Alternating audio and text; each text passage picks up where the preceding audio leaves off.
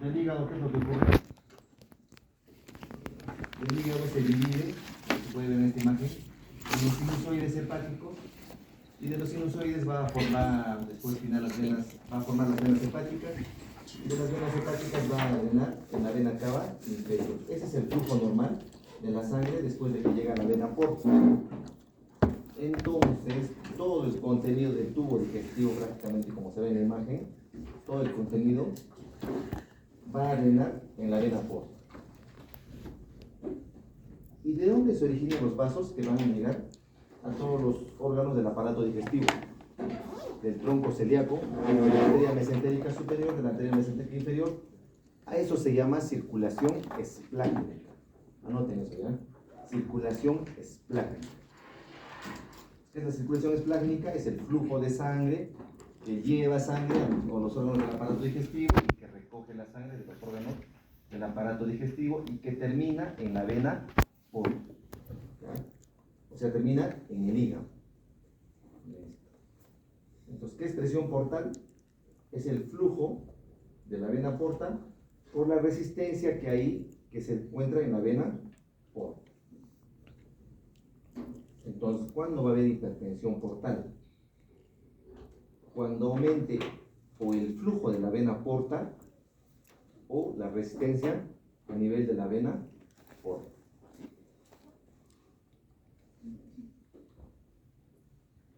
Vamos a hacerlo sencillo, una pizarrita para que se entienda mejor, ¿ya? Para que no sea difícil. A ver, si este es el hígado, ¿esta qué vena sería? ¿Esta qué vena es? Vena porta, ¿no? Entonces la cantidad de sangre que llegue acá, es decir, el flujo por la resistencia, ¿a qué se refiere con resistencia? A la resistencia que va a ofrecer la pared de la vena porta. Por la resistencia es el que va a dar lugar a la vena porta.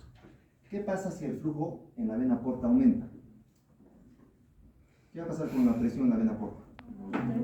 Vamos a poner presión de vena porta. Va a aumentar. ¿Qué pasa si aumenta la resistencia?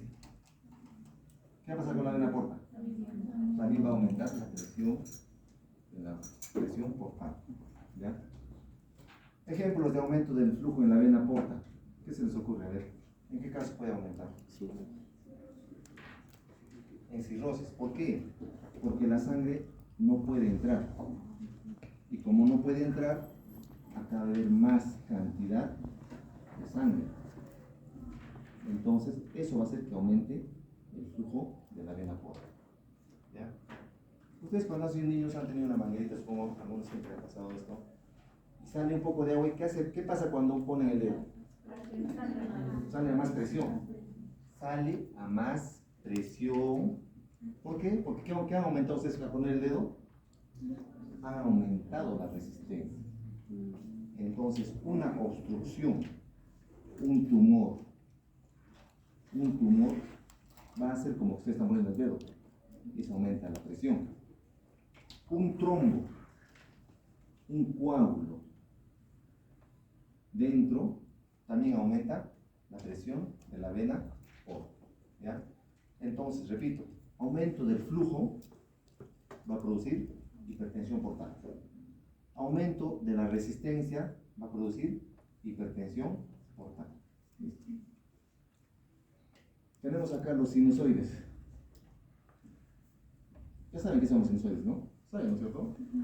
Son los vasos que terminan en la vena porta o en el espacio porta y terminan en la vena centrolúrea. ¿Se acuerdan de eso, no es cierto? ¿Qué hay en el espacio porta? Hay tres componentes. ¿Cuáles son? ¿Cuáles son los componentes del espacio porta? ¿Qué hay en el espacio porta? ¿Te acuerdas? Si no te acuerdas, es paso. Pasamos al siguiente. No. Sí, tú, excelente. ¿Cuál sería? Tampoco. ¿Cuáles son? ¿Cuáles son? 2 semanas, tanta para que saben, ¿eh? ¿Cuáles son? Muy bien, chicos, están trombos para que saben. ¿Han visto el video? No han visto. ¿Quiénes han visto el video? ¿Cuáles son los componentes en el espacio porta?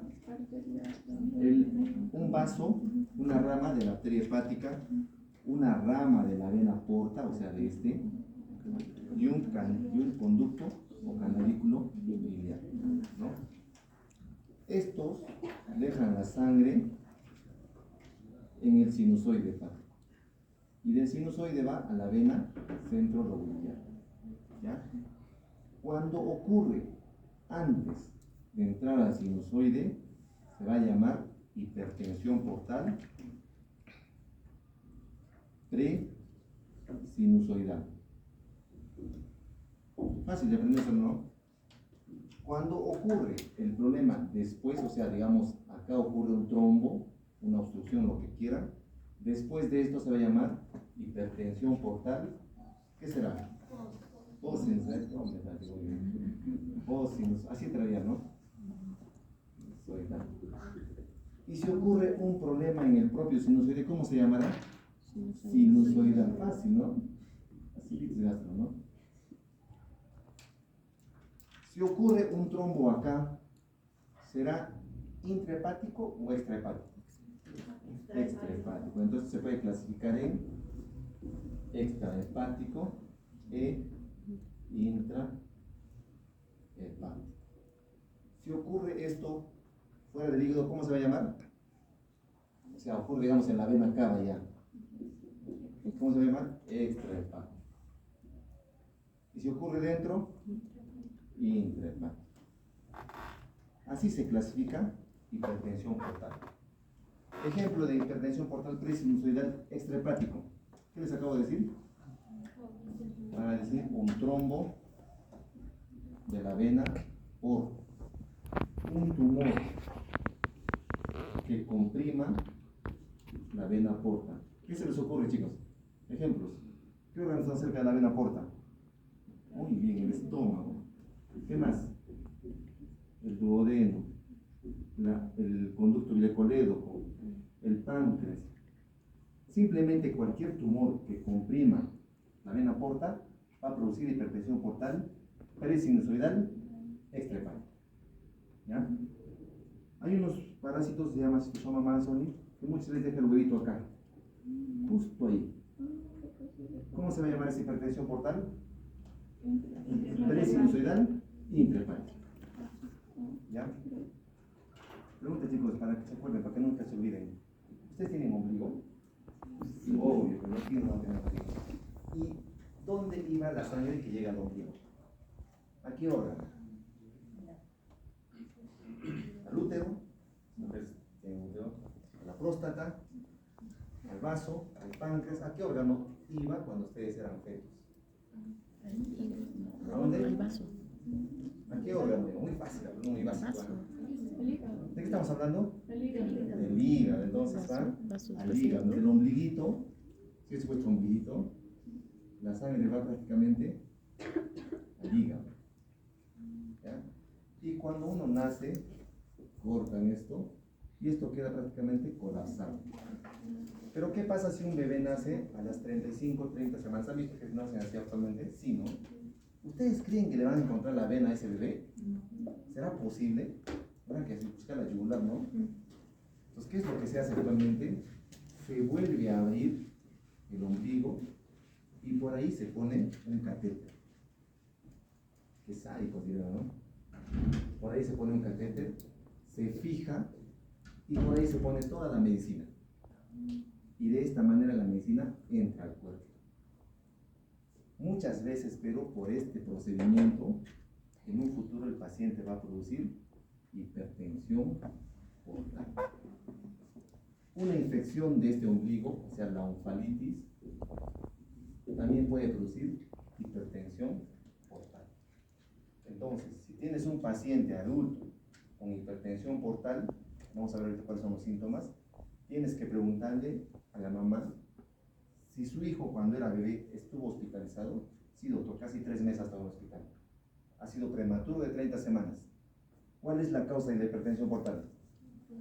Que han tenido que canalizar el ombligo, ¿ya? Esa es muchas veces la causa. Entonces, fácil, ¿no? ¿Cómo se clasifica la hipertensión portal? Presinusoidal sinusoidal y posinusoidal. Presinusoidal, extrahepática, intrahepática. Posinusoidal, extrahepática, intrahepática. ¿Habrá sinusoidal extrahepática? No. Obviamente no, ¿no? Con eso es mucho más sencillo, espero que entiendan. Entonces ahí están los ejemplos. Este es el sinusoide por si acaso. Clasificación sencilla para ustedes ahora. Fácil, ¿no? Presinusoidal, sinusoidal o sinusoidal. Fácil, ¿no? Extrahepática, intrahepática. En la obstrucción posinusoidal, intrahepática, extrahepática y la cardíaca. ¿Cómo creen que sea la cardíaca? ¿Qué tiene que ver el corazón ahí? ¿Se sufre con el corazón o con el hígado? Por la insuficiencia cardíaca. La sangre no puede subir, entonces la sangre regresa. Pues también produce hipertensión portal. O sea, la insuficiencia cardíaca pues tiene que decir, no sufras por mí porque te va a hacer daño tu hígado. Y tu hígado está mal porque tomas, no es porque sufras por mí, ¿no? Entonces, ¿se acuerdan de esto? Este es el espacio portal, nunca se olviden, por favor. Indispensable que ustedes sepan. ¿Ya? Rama de la arteria hepática, rama de la vena porta, el conducto biliar. Los dos dejan la sangre en el sinusoide y del sinusoide se deja la sangre en la vena centrolobular. Y de la vena centrolobular se forman venas cada vez más y más gruesas y finalmente terminan las venas hepáticas y de ahí en la vena cava inferior. Es el flujo normal, ya ustedes deben saber eso. A ver, si el problema es acá, 3A, ¿cómo se va a llamar esa hipertensión?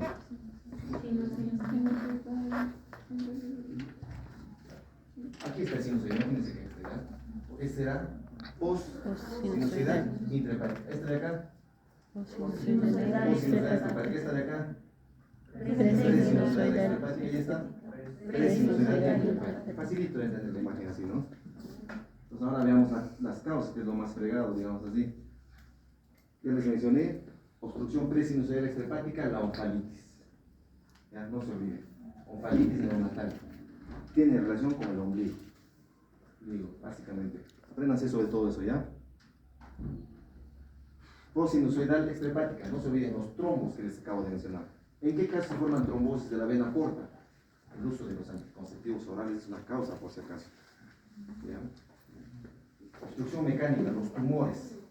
Ya les he mencionado los tumores que compriman la vena porta. ¿Ya? ¿Qué más? Entonces, acá tienen que aprender solamente onfalitis, lo más importante, lo más frecuente, y los tumores sobre todo. Y los coágulos que se pueden formar, y como causa de los coágulos, los anticonceptivos orales. ¿Listo? Hablemos de la obstrucción presinusoidal intrahepática. No se olviden los nombrecitos. Esquistosomiasis, sarcoidosis. ¿Ya? Justo ahí dejan el uno. Para que se peguen, ¿no? Ya no se olviden los parásitos. Y hablemos ahora de lo sinusoidal. ¿Cuál será el ejemplo característico clásico de la obstrucción sinusoidal? ¿Cuál es lo característico de la obstrucción sinusoidal? ¿Cómo es la fisiopatología de la cirrosis? ¿Se acuerdan o no? En la clase anterior hicimos. ¿Qué es la cirrosis? Presencia de fibrosis, nódulos de regeneración, borrosía crónica, etc., ¿no? ¿Dónde ocurre? ¿Dónde se forma? ¿Cuál es la fisiopatología? Cuando se produce una inflamación, las células de hito producen más células. ¿Y dónde están las células de hito? En el sinusoide, ¿no? Es un ejemplo característico de la hipertensión portal sinusoidal, será la cirrosis. Ya saben todo eso, ¿no? Eso lo saben de memoria, ¿no? Este es un trombo, un coágulo. ¿Dónde está el coágulo?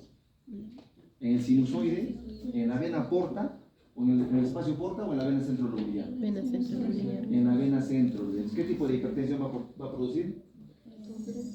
Hipertensión ¿será? Posinusoidal intrahepática, ¿no? ¿Y qué pasa si el coágulo se forma? Bueno, será intrahepática. ¿Qué pasa si el coágulo se forma en la vena cava o justo a su salida? ¿Cómo se va a llamar esa? Posinusoidal extrahepática, ¿no? Y la insuficiencia cardíaca que también produce hipertensión portal por mayor flujo sobre todo, ¿ya? Es post, porque está después del corazón, ¿no? ¿Qué más? Ya, sencillo, ya solo aprenda a hacer lo que les he mencionado. ¿Ya? ¿Cuáles son las complicaciones? ¿Quién produce la cirrosis, perdón, las varices, la peritonitis bacteriana espontánea, la encefalopatía, la ascitis? ¿Quién cree que produce? ¿La cirrosis o la hipertensión portal? La hipertensión portal es la que produce las complicaciones. Acá, por ejemplo, ¿cómo se llama esta venita? Anatomía. Gástrica, ¿qué lado? Izquierda. ¿Derecha o izquierda? Izquierda. ¿Su otro nombre? Más conocido como coronaria. No se olvide ese nombre, ¿ya? Es pregunta clásica esa. Entonces, miren, ¿de dónde recoge la sangre la coronaria estomática? Del esófago inferior. ¿Dónde deja la sangre? En la vena porta. ¿Qué pasa si se produce la cirrosis, digamos, ese hígado está acartonado? ¿La sangre va a poder entrar? No. Y la sangre se va a acumular, va a producir hipertensión portal. ¿Y qué va a pasar con la sangre? ¿Se queda ahí o se le busca otro camino? Se va a regresar y va a subir para llegar a la vena ácidos y diácidos. Y de esa manera, a través de estas venas, llegar a la vena cava superior y de ahí al corazón. Entonces acá va a haber más flujo de lo habitual. Ese hiperflujo, ¿qué va a producir? Esta es la fisiopatología de cómo se producen las varices esofágicas y las varices gástricas. O sea, la hipertensión portal en sí, quien produce la formación de varices. Lo mismo ocurre. La sangre no puede entrar, como así como regresa para acá, también regresa para el vaso. ¿Qué ocurre con el vaso? Se vuelve más grande. Esplenomegalia. ¿Y qué pasa cuando el vaso está más grande? ¿Qué pasaba con las plaquetas? ¿Qué pasaba cuando el vaso estaba más grande? Destruye más plaquetas de lo vital. Eso produce plaquetopenia. Endoscópicamente son las imágenes de las varices. Entonces, una complicación estamos viendo de cirrosis serán las varices. ¿Ya? Y cuando revienta, cuando hay mucho flujo, cuando la hipertensión portal está muy severa, obviamente se debilita estos vasos. Y cuando revienta, ¿qué va a producir? Hemorragia digestiva alta por varices esofágicas. Entonces ya estamos viendo, si un paciente tiene cirrosis y tiene varices esofágicas, ¿será una cirrosis compensada o descompensada? Justo ahí nos quedamos en la clase anterior. ¿Compensada o descompensada? Cuando hay complicaciones se dice cirrosis descompensada. ¿Ya? ¿Qué más? Así sangra, así se ve la sangre. No te deja ver, y cuando estás en ese momento de la endoscopía, dos cosas: o te sigues quedando y tratas de sí o sí solucionar, o simplemente dices, Dios mío, ayúdame. Y te vuelves, los ateos se vuelven a decir, ¿cómo hago? ¿Cómo resuelvo? Porque todos están mirándote, el paciente justo está ahí también, inconsciente a veces ya. La mala suerte de la familia se ha metido, doctor, porque haga algo. Llame a un médico, tú le dices, ¿no? Ayúdame, ya no te ¿no? Así se ve con los sangrados. Como dicen que cada uno dice los conceptos de acuerdo a su conveniencia, ¿no? Cuando tú eres médico y te llega un paciente y se muere, ¿qué cosa decimos los médicos? Se lo ha llevado, ¿no? Diosito se lo ha llevado. Y cuando lo salvan, ¿qué dicen? Lo hemos salvado, dicen, ¿no? Así es, ¿no? Y los pacientes también, ¿qué dicen? Cuando se salvan, Diosito lo ha salvado. Y cuando pasa algo, ellos lo han matado, ¿no? Cada uno busca su conveniencia, ¿no? Esta es una varice. Lo que se hace es una ligadura. Se pone un nudo y queda ahí ligado la varice. Es el tratamiento. Y así es como se ve el estómago. ¿Recuerdan que también el estómago afecta? Puede formarse en el estómago o bien varices o bien una gastropatía hipertensiva portal. Y se ve así. ¿Ya? Es una complicación entonces, son las varices. ¿Y cómo se produce la ascitis? Ahora vamos a ver las complicaciones. ¿Cómo se produce la ascitis? ¿Qué relación tiene? Tienen como papel higiénico. Vas a poner el libro, te paso un poquito de...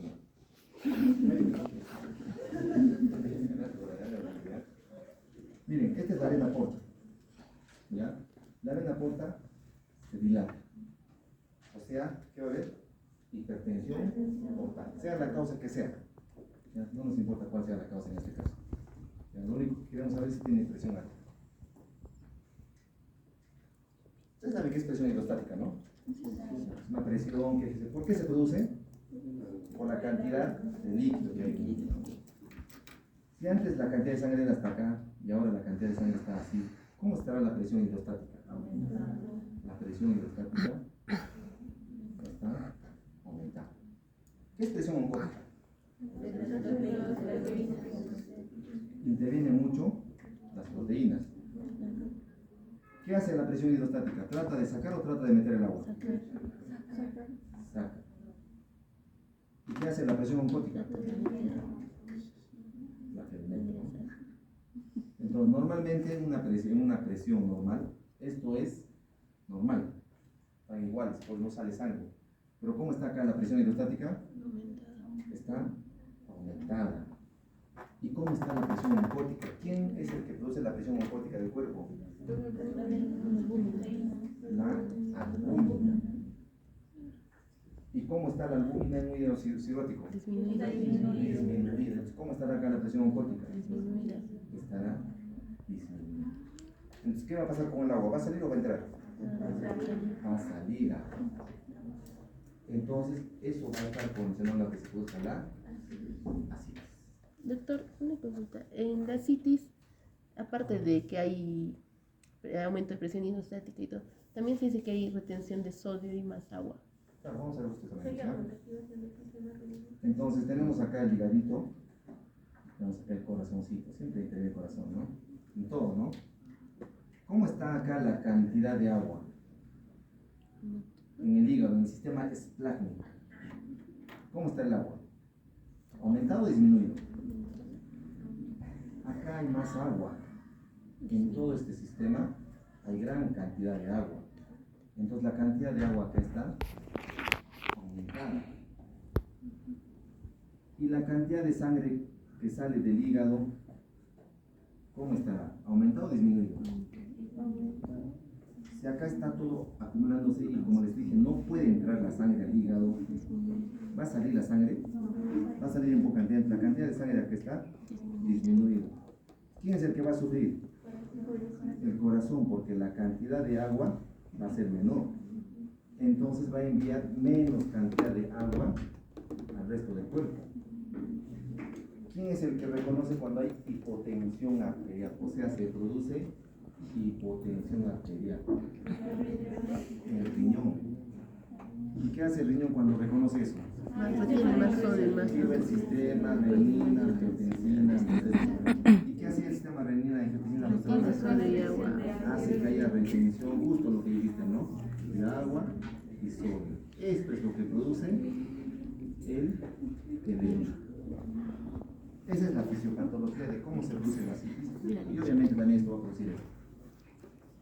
Esa es la fisiopatología de cómo se produce la citis con el edema. Sencillo, fácil, ¿no? O sea, hay un aumento de la presión hidrostática, disminución de la presión oncótica, y eso produce una disminución del flujo sanguíneo que llega al corazón. Eso hace que se produzca la activación del sistema renina-angiotensina-aldosterona con retención de agua y sodio, tanto el edema. ¿Ya? ¿Es normal que haya agua en el peritoneo?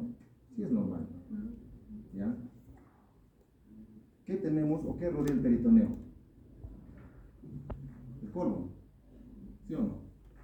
¿Y en el colon qué hay? Bacterias. Y por translocación siempre salen bacterias en la parte peritoneal. Siempre salen, es normal. ¿Ya? Las bacterias salen. ¿Qué pasa con quién mata esas bacterias?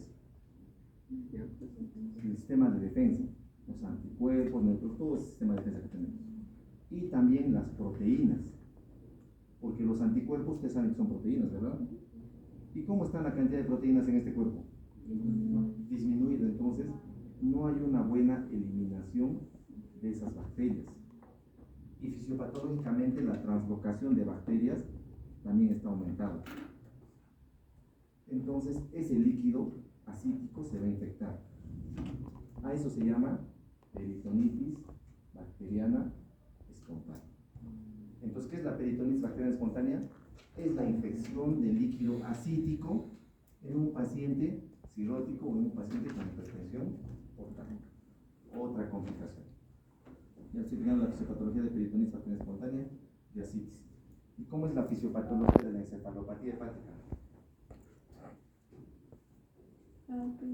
Ya les acabo de mencionar que acá hay flujo de sangre hacia el hígado, está disminuido. Ya han visto ustedes por la coronaria estomática, la sangre se va, ¿a dónde se va? De frente se va al corazón. ¿Han visto, no? ¿Qué función tiene respecto a las toxinas el hígado? Limpia las toxinas. ¿Y qué pasa con esta sangre que no ha pasado por el hígado? Va a estar más tóxica, entonces este corazón va a mandar más toxinas, ¿a dónde? Al cerebro. ¿Y eso qué va a producir? Encefalopatía hepática. ¿De dónde vienen estas toxinas? Del colon, porque ahí hay bacterias. Entonces, a un paciente que tiene encefalopatía hepática, ¿qué tienes que darle? Tienes que darle medicina laxantes para que expulse más heces y así la cantidad de bacterias sea menor. Pues es la fisiopatología de encefalopatía hepática. ¿Y cuál es la fisiopatología? ¿Y qué daño va a producir en el riñón que se active este sistema?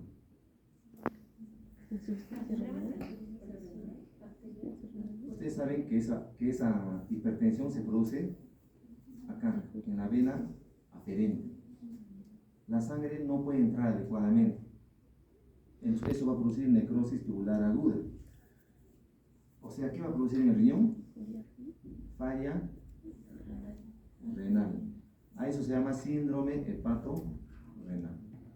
¿Se han dado cuenta que todo está en uno solo? ¿En qué? En que la sangre no puede entrar acá. De ahí deriva toda la fisiopatología. El síndrome hepato-renal, ¿por qué se produce? Porque hay un problema en el hígado. La encefalopatía hepática, ¿por qué se produce? Porque hay un problema en el hígado. Esas son todas las complicaciones que se producen por cirrosis, por hipertensión portal. ¿Ya? Para que sea sencillo, chicos, anoten, a ver, les voy a dictar uno por uno, ¿ya? El concepto, principalmente. Pongan, síndrome hepato-renal. Síndrome hepato-renal.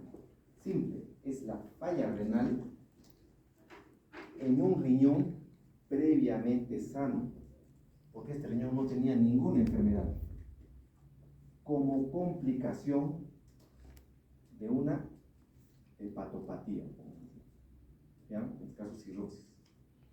Ese es el concepto, únicamente tienen que saber eso, ¿ya? Que se produce una falla renal en un hígado, en un riñón, perdón, que antes estaba sano, y esa es la complicación, es una complicación de un problema en el hígado. ¿Qué es peritonitis bacteriana espontánea? Es la infección de líquido acítico en un paciente con cirrosis, póngale ejemplo.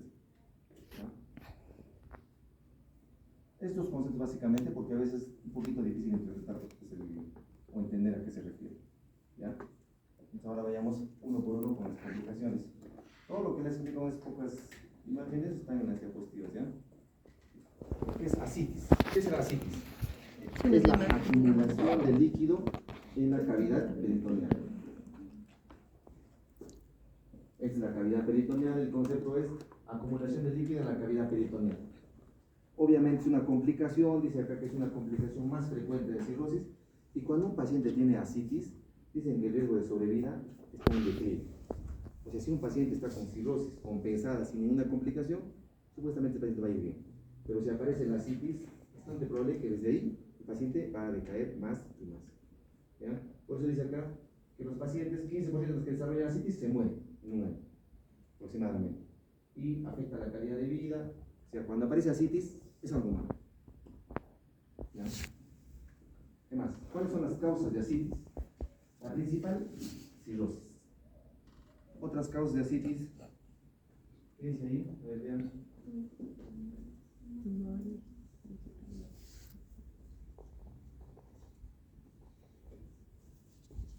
Simple, ¿ya? Apenas simple. ¿Sí se ve, no? Ascitis. Hígado, corazón, riñón, peritoneo. Sí. Causa de asitis en el hígado, la más frecuente, cirrosis. El corazón, insuficiencia cardíaca. El riñón, insuficiencia renal. El peritoneo, cáncer o UTS. ¿Ya? Cuando llega un paciente con asitis, ustedes tienen que pensar en los cuatro, no solamente en cirrosis. ¿Ya? Y ahora vamos a ver solamente con el estudio del líquido acítico. Vamos a tratar de aproximarnos cuál es la causa. ¿Ya? Pues ahí dice eso, que la principal causa es el problema en el hígado, corazón, riñón y peritoneo. ¿Ya?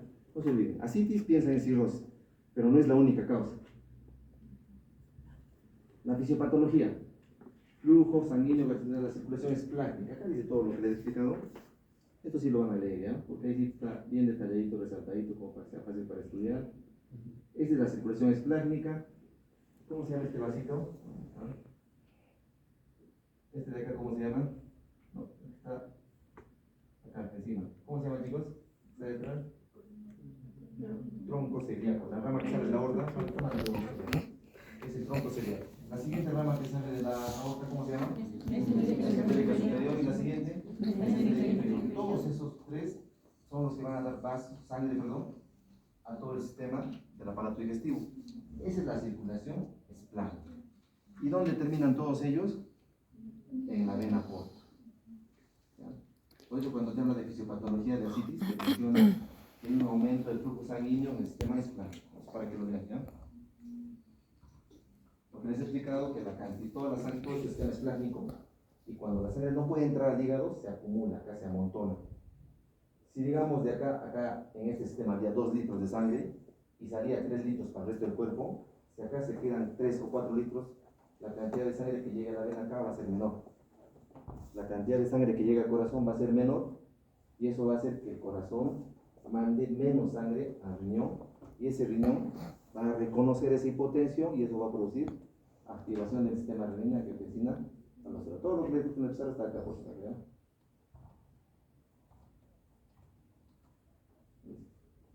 ¿Qué tipo de cirrosis sería eso? ¿Macronodular, micronodular o mixta? Mixta sería, ¿no? Se ven los dos. Bueno, con esquemitas, chicos, para que vean que hay una hipertensión portal, aumenta la presión hidrostática, disminuye la presión oncótica, por tanto sale el agua de la vena porta. Eso condiciona que se produzca la asitis y por activación del sistema renina angiotensina aldosterona se produce el edema. Todo el edema es del abdomen, del tórax, para abajo, por si acaso. Un paciente con cirrosis viene panzoncito, viene con los pies hinchados, no porque esté bien alimentado. Y viene la parte superior adelgazado, ¿por qué? Porque la fibra muscular ha disminuido. ¿Ya? Si ven un paciente bien consumido del tórax para arriba y edematizado la parte inferior, muy probable que sea cirrosis. Pero si ven que el paciente está todo edematizado, incluido la cara, los ojos, las manos, eso no es hígado, por si acaso. Eso es o corazón o riñón. Porque la cirrosis afecta el tórax, del abdomen para abajo. No produce edema de miembros, de ojos, por si acaso, la cirrosis. ¿Ya? ¿Y cómo en el examen físico vas a encontrar la asitis? ¿Se acuerdan del examen físico de la clase? Percutes. Timpánico, y acá es mate. Eso es asitis. Y si quieres comprobar, le pones de costado y en la parte que no está en contacto con la cama, ese es timpánico, y en la parte que está en contacto con la cama, esa parte es mate. O sea, la asitis es desplazada. ¿Ya? Ahí se pueden dar cuenta que es asitis. Más que obvio, ¿no? Doctor, ¿qué tengo? No sé, debe tener alguna enfermedad. No sé, pero de qué, ¿no? Con toda seguridad, ¿no? Es hígado eso. Pero ¿qué pasa si te llega un paciente así? O así. ¿Se da cuenta que no está tan distendido? ¿Cómo vas a darte cuenta si es asitis o es el paciente gordito? Haces la percusión. Simplemente haces la percusión. ¿Ya? Si encuentras timpánico acá y mate acá, eso es cirrosis. Pero si le percutes y todo está el mismo sonido, ¿qué es lo que tiene? Grasa en exceso, ¿no? Coma menos, no tiene grasa, no tiene asitis, ¿no? ¿Cuál creen que sea asitis más severa? ¿Esta o esta? O ¿O serán igual de severas? Pero está más hinchado. Ya que está un poquito. ¿Qué dice la clasificación? A ver, vean cuál es la clasificación del tipo 1, tipo 2. Tipo 1 dice ascitis leve que solo se puede diagnosticar por ecografía. O sea, es un diagnóstico casual muchas veces. Si hacemos la ecografía, ustedes tienen un poco de líquido en la cavidad peritoneal, es ascitis, grado 1. Tipo 2, ¿qué hay? Abdomen distendido. Tipo 3, también distendido. Pero miren el tratamiento. En el tipo 2 solamente restringe sodio diurético y acá ya le haces paracentesis. ¿Y por qué es necesario hacer paracentesis? Cuando ustedes respiran, ¿qué pasa con el diafragma? ¿Sube o baja? Baja. Y si tienes acá agua, ¿va a poder bajar el diafragma? Si no puede bajar el diafragma, ¿qué va a tener el paciente? Dispnea, no va a poder respirar. Si un paciente llega agitado al consultorio, obviamente no lo va a decir, no sabe qué, tómese pastillitas y hay que esperar con calma, paciencia que se calme. Y tome aire más concentrado, ¿no? Tienes que hacerle la paracentesis. Pero ¿cómo tú vas a diferenciar si es un tipo 2 o tipo 3?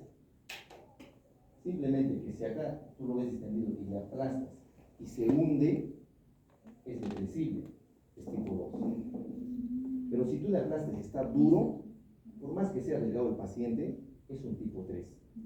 Y ahí tienes que hacer la paracentesis. ¿Ya? Porque está duro, como está duro acá, también está duro hacia arriba. Y no va a dejar bajar el diafragma. Ese paciente incluso se puede morir por una insuficiencia respiratoria. En el tipo 3, tú le das la paracentesis. En el tipo 2 solo le das tratamiento. ¿Y cómo vas a saber? Solo tocando. Si se hunde, se deprime, es tipo 2. Tienes chance de las pastillas. Pero si está duro, no se deprime, es un tipo 3, tienes que hacer la paracentesis.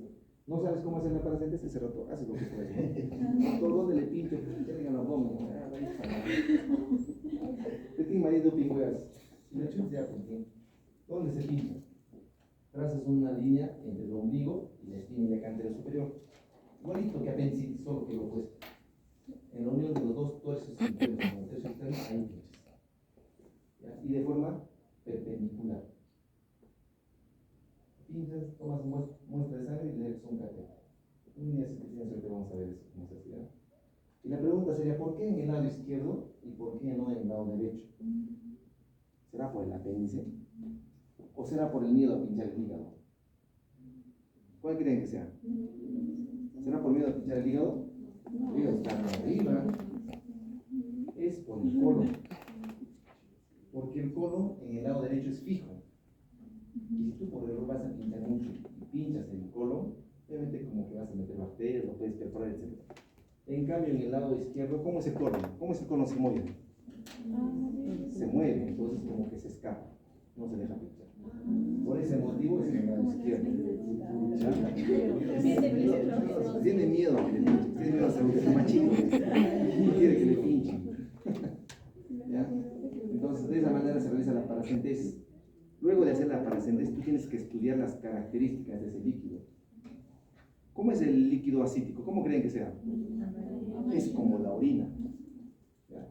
Si tú lo ves amarillo, citrino, es una ascitis, digamos así, normal, obviamente no es normal. Pero si tú lo ves turbio, ¿qué pasó con ese líquido? Está infectado, o sea, es muy probable que sea peritonitis bacteriana espontánea. Y si tú lo ves con sangre, ¿qué vas a hacer?